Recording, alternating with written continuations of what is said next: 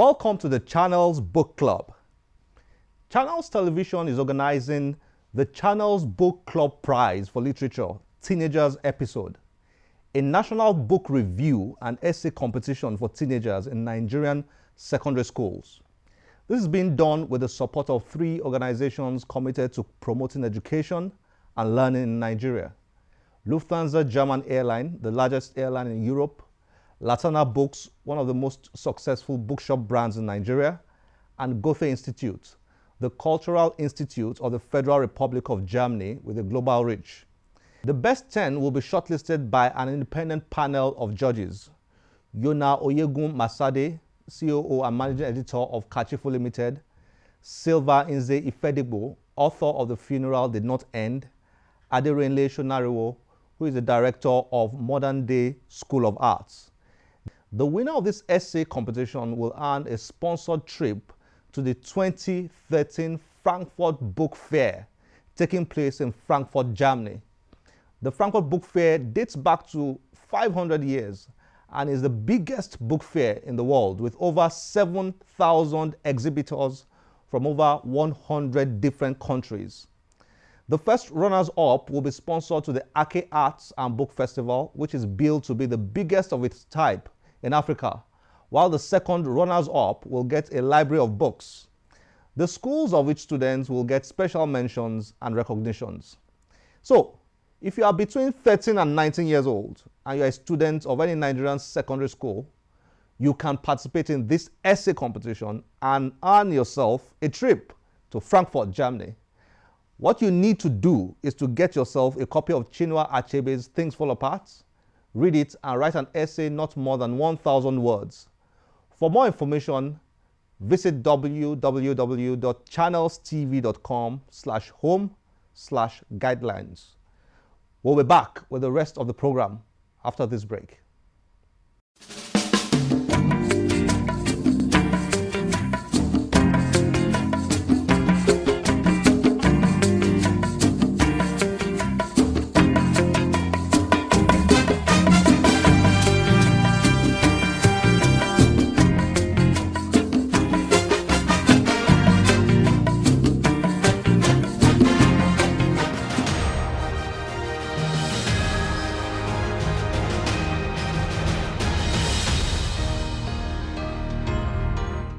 Andrew Esemokumo Oki is a young and brilliant author of the novel titled Bonfires of the Gods, which was shortlisted as one of the best 5 in 2012 by the Lagos Book and Art Festival. Andrew was recently invited by Africa Writes, a festival of African literature organized by the Royal African Society in partnership with the British Library in the UK, to formally present his book and conduct a book reading session for the UK Society. He shared that experience, his book, and views on creative writing in Nigeria.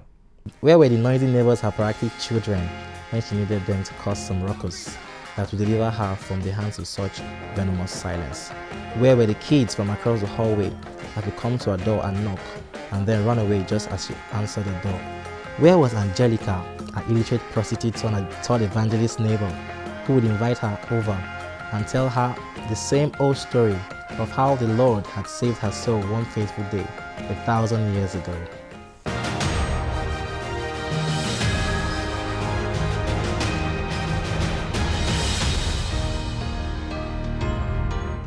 Andrew, it's nice to have you on the Channels Book Club. Thank you, Kunle, for having me.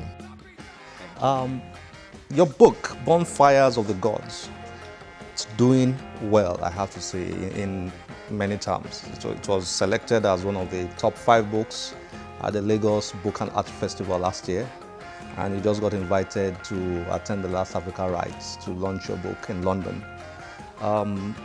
What inspired you to write this book? Well, inspiration comes in different forms, in different ways. For me, it was more personal. I grew up in Warri, the city of Warri in Delta State, and in '97, when the Ijaw-Itshekiris ethnic clash happened, I was much younger. I was in secondary school, I was in boarding house. Then when I grew up, I felt the need to tell these many stories crying out to be told. You know, lives were lost, property was lost, and still, I didn't feel like the media had scratched the surface in terms of telling the stories. And so I decided to tell the human aspect of that event, or the series of events that happened in '97 in Warri. So I set about my research to tell the story. So I was basically inspired to tell the story from a humanistic point of view, because I felt that a lot of stories, a lot of lives, a lot of voices were crying out to be heard, and it was time for me to tell these stories. I particularly found it interesting because I was in Warri during the war in 97, 98, a bit of 99, I can't remember well. And when I was reading your book, it was like I was reliving the events of those years. It was really excruciating. It was a tough experience. You know, what kind of reviews have you received on this book, and particularly from people who have read it, who were in Warri during that time, or those who were not even there but wanted to know about the events of that particular period? The reviews have been very good. They've been very positive, and although it's hard for you to relive a very sad time in your life, a lot of people who were there in Warri in 1997 have received emails from people like that who have commended me for telling the story as best as I could and as unbiased as I could possibly get, because I myself am Ijaw. And when I set out to tell the story, I didn't set out to point fingers or to, set blames. You understand? So the reviews have been very, very good, and I'm very glad about it. That people feel that I have done a good job telling the stories, because, even the novel still hasn't scratched the surface. There's still so many stories, so many. Although it's a general story, it's a general novel, so a lot of stories will be similar to what's in the novel. But there are so many people who are out there who have lots of stories, personal experiences that they would have loved to share, or that they would love to share. That's, once again, I do not want to open old wounds. And beyond the war, yes, there's a mixture of romance and action and drama and all that. Tell us a bit more. Why did you throw that line? Well, I would say that I'm a very, very natural storyteller. I tell story the way I hear it in my head. I do not like embellishments. I'm a very simple storyteller. I would write a story the way I would tell it to you with my mouth. And I have a lot of movie influence. You understand? I watch a lot of movies, and the way the movies appeal to me, I try to represent it on paper whenever I write my books. So I have a very savvy way of presenting my characters and the events and my storytelling and the whole, prose effect of the stories, so that they could come together, they could come out well, and they could flesh out properly. And then when my readers read it, they actually feel that they are there. I do not want a situation where my readers are reading my book accompanied with a dictionary. It's not how I tell stories. Very simple, very subtle. At the end of the day, you get the story and you get the message. You just returned from London to attend the Africa Rights event where you presented your book. That must have been a very exciting experience. Tell us about it. Oh my God, it was one of the best experiences I've ever had. I've had yet. I had the honor of meeting Ngugi wa Thiong'o, the author of Weep Not Child, and so many other great authors like Violet Bulawayo. I met Doreen Baigana. I met Chibundo Anuzo. Being a Vanguard Wainana couldn't make it, he was ill. And I met a lot of great established authors, emerging authors, publishers, editors, agents. It was a wonderful experience for me, for me to stand out there and tell the story of Warri. And people ask me, so there's a place called Warri, so that really happened? How come the story hasn't been told? When we've heard of half of the elder son, how come we've never heard of experiences like this? We only think there was only one, genocide that happened in Nigeria, in terms of Biafra. These kind of things happen. So it's good that the story is going out there. It's good that people are knowing that, yes, healing may have taken place, but this and this is what people have to go through to get to where they are today. So you did a public presentation. Yes, What was it like, the presentation itself? It was okay. I had, the chair of the panel was Abubakar Adam Ibrahim, who himself was a Cane Prize shortlist, and he's my friend, so it was very, very subtle and very personal. It was like a conversation in front of the crowd, and he asked me questions. I read from the book and I answered questions from the audience. It was very natural and very lovely.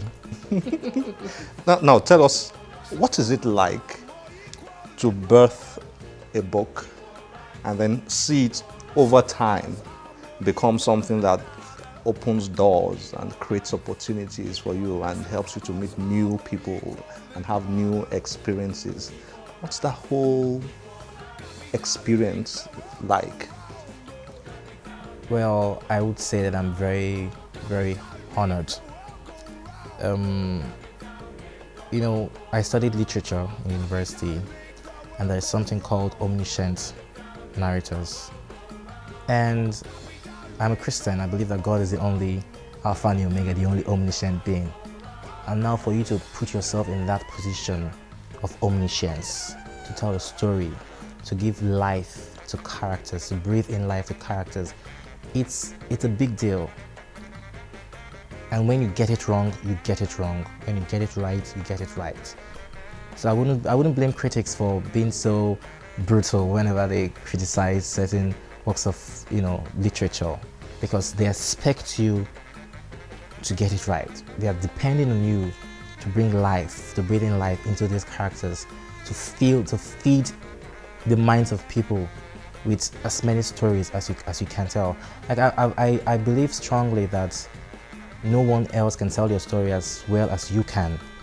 Not everybody are writers, but everybody can tell stories. If you can go out there and find these people who have stories to be told and tell it on their behalf, it's also a very, very big privilege. And I'm very big on research. Every book that I write or I intend to write, I research very, very largely before I start writing or before I set out. Research is like 80% and the writing is about 20%, or if not 90-10. So it's scary. It gets very scary sometimes, because whenever I write, I go into my characters. I go into the world that I'm trying to create. Sometimes if I'm writing about the scary part, it gets really scary for me. If I'm writing about the very emotional part, I get really emotional. So, you talked about the research you put into your books. I know you might be a bit reluctant to talk about this, but I'm going to draw you out. I know your next book, you're doing you did some kind of research in India. You had to go to India to get into the characters and some other events in your next book. What can you tell us a bit about that? It was a very wonderful experience, but at a point it got really depressing.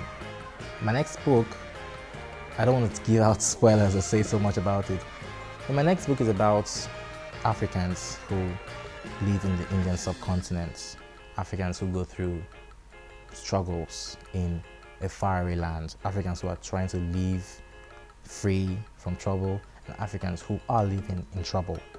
Now, in the process of my research, I was able to get 7 days to interview prisoners, Nigerian prisoners, in the Arthur Road jail in Mumbai.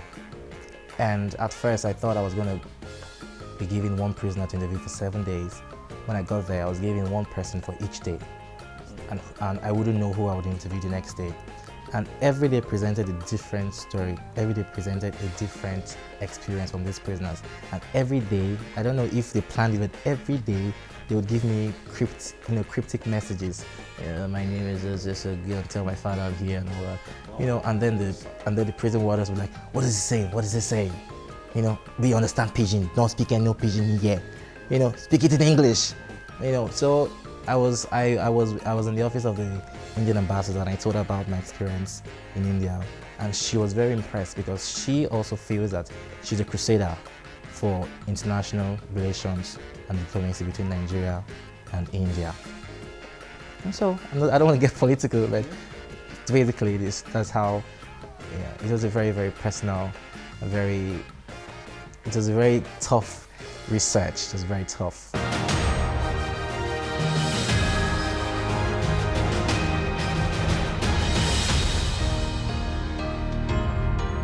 Dayo Oladele Lori is a talented creative writer and the author of Cruel Passion. Dayo is a Nigerian lady with an incredible appetite for creative writing. She resides in Cameroon, but found time to join us to discuss her book and life. Don't go away. Adeyemi, while studying in the United States, played a fast one on an innocent girl. He was pleased he got himself unhooked when he became sated of her thereafter. Truth, however, will not have it that simple.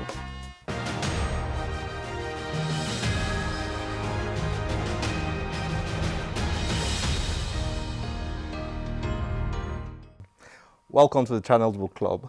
Thank you.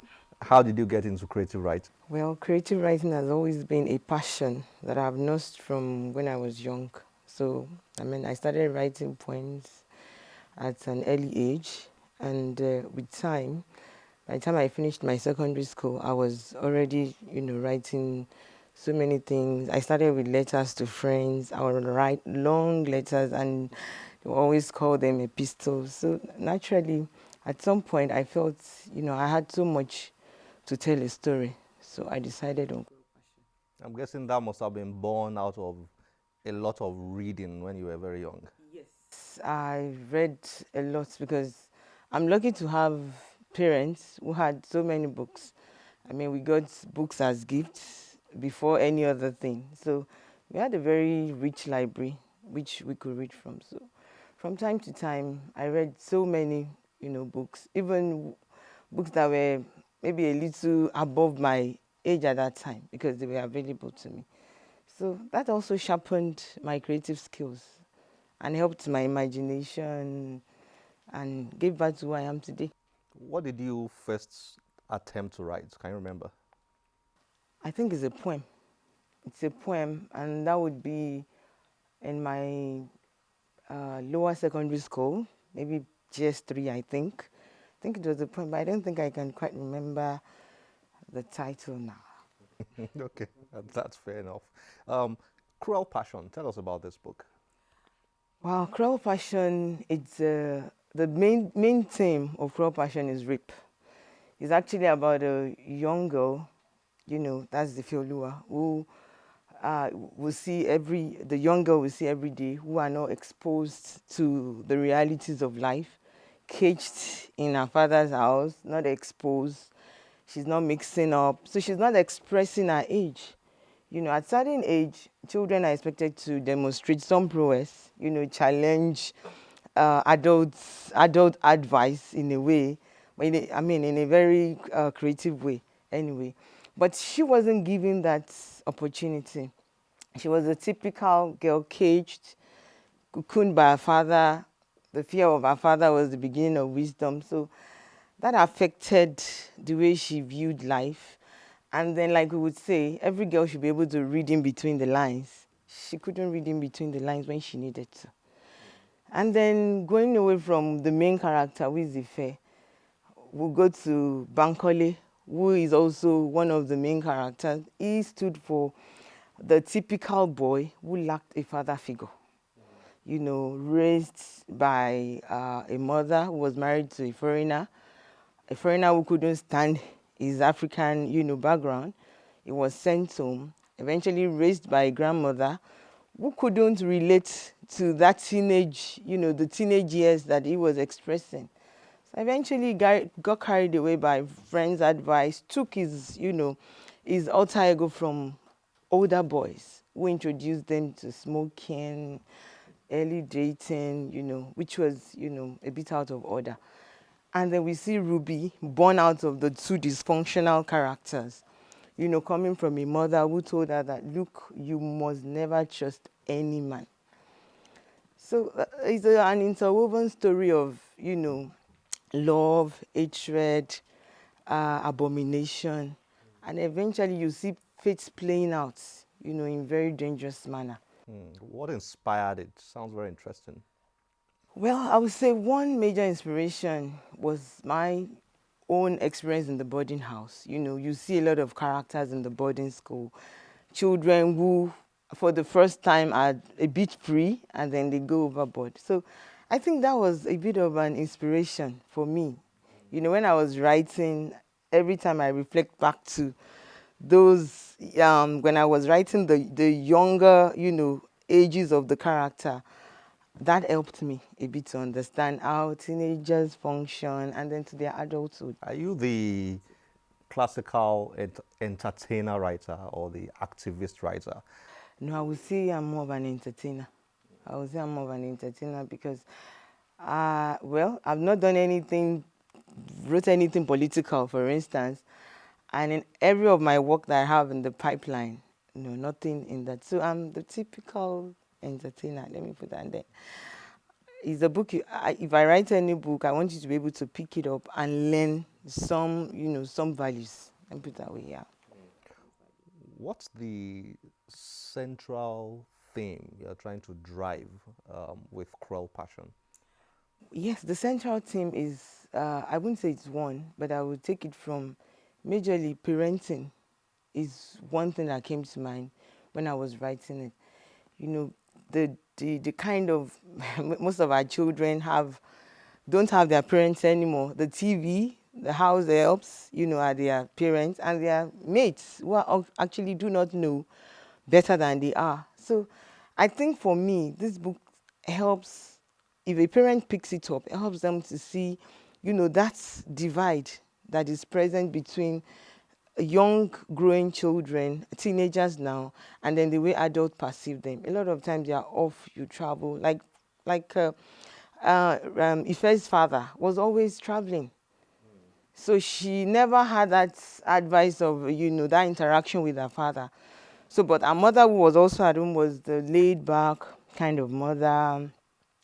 She's just there, not so observant. So it helps for us to say, oh, parenting has to be detailed. And then in teaching the children, the young ones that are growing up, we need to imbibe a lot of values, a lot of confidence in them. You need to tell them the truth about life. We don't need to shield them away from the realities. Is that the reason why an organization like UNICEF will say, let's give a few copies of this to people and all that? The parenting theme. I believe it's part of it, and the fact that it's dealing with, this book has been labeled 14 plus, so, and up to adulthood. I mean, the character's life actually started from about the age of, say, 14, 15, and it went on and on into adulthood. So it's a book that a parent will pick and still enjoy wonderfully, yes. Tell us, how far has the book gone? I mean, have you received a lot of feedback and so on? Yes, a lot of feedbacks. I mean, one of the greatest feedback that has been constant is the fact that when people read it, people tell me, oh, I couldn't sleep throughout the night. I had to just make sure I completed it. And truly, that brings a smile to my face that, okay, yes, this book is engaging. Because when you write, it has to be engaging for people to be. I mean, when you pick a book, you must want to see the last page. So that brings smiles to my face. All right. Can you please read something from Cruel Passion for our viewers? Ife looked around to find Bankole standing afar off and watching with no concern. She opened her mouth to scream, but felt a piece of dirty rag stuffed into her mouth. The sting filled her nostrils, choking her. She struggled to pull away, but the fight was one-sided. As several slaps landed on her face, forcing her to be quiet. She wiggled her body as they pushed her to the ground, but they were too strong for her. She could hear their voices as they spoke, but the sound was too low for her to make out what they were saying. She whimpered through the rag in her mouth, trying to plead with them, but they continued with what they were doing. A light blazed into her eyes, and a choking smell filled our nostril. The burning ember illuminated Bankole's face, casting several long, indistinctive shadows, and she couldn't mistake his height and broad shoulders for anyone else. Great.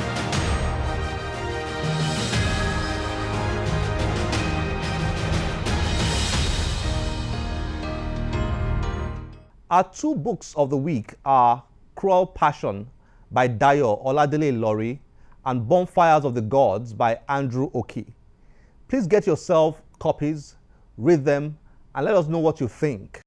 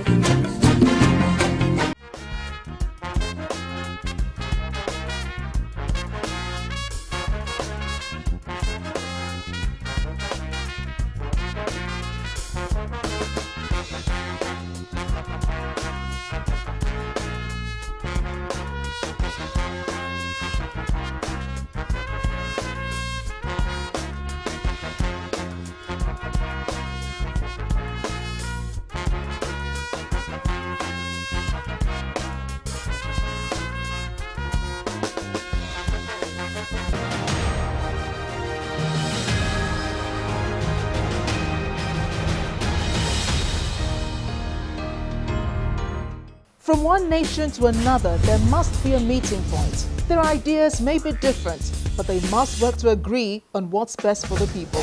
Diplomatic Channel untangles the discussions to bring out what's really important. Because it is our world, and it's our right to know how their decisions affect us.